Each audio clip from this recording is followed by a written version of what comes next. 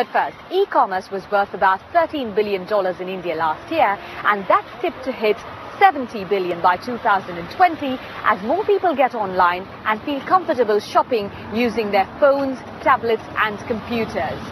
But recently, we've seen some high-profile failures to meet demand during big promotions. So can these businesses cope up with such rapid growth? Sameer Hashmi takes a look from Mumbai.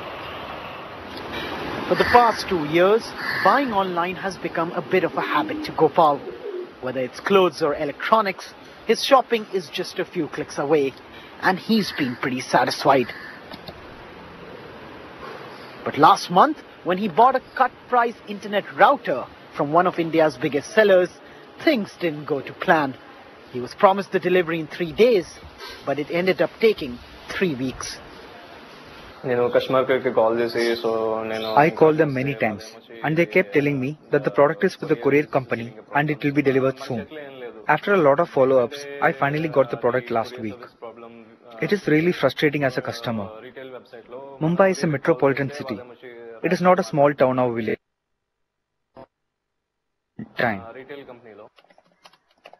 And Gopal's not alone. Over the last month, most online retailers had high-profile sales with hefty discounts to cash in on the Diwali festive season.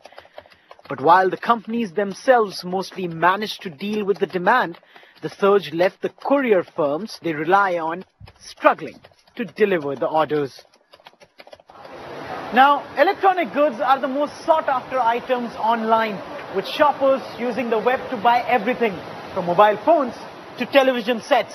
And this has forced established brick-and-mortar stores to start using the internet to sell their products too. But if customers don't feel confident that they are going to get their items delivered on time, might India's position as one of the fastest growing e-commerce markets in Asia be threatened? Well, I think the most important step which has to be taken at this point in time is to get our infrastructure right.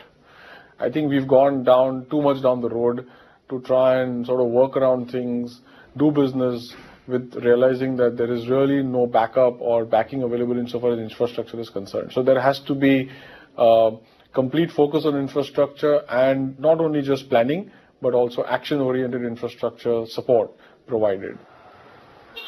Part of the problem is that delivery firms are focused on about 40 cities across the country.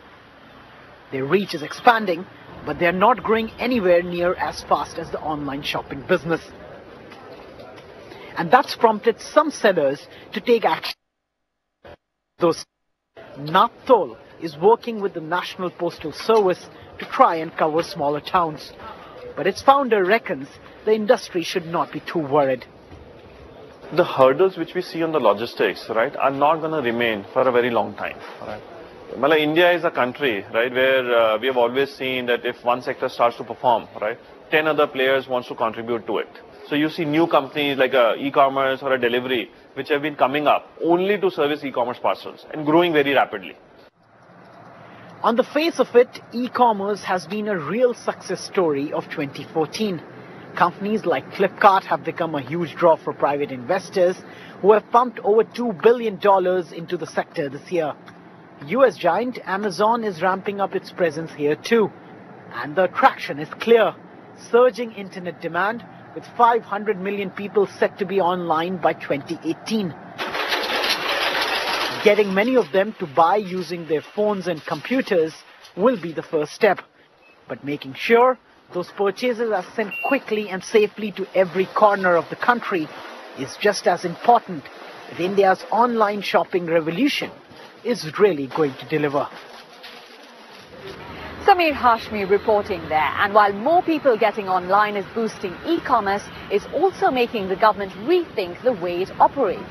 Ambitions for a digital India include connecting rural areas through high-speed internet and providing more services electronically.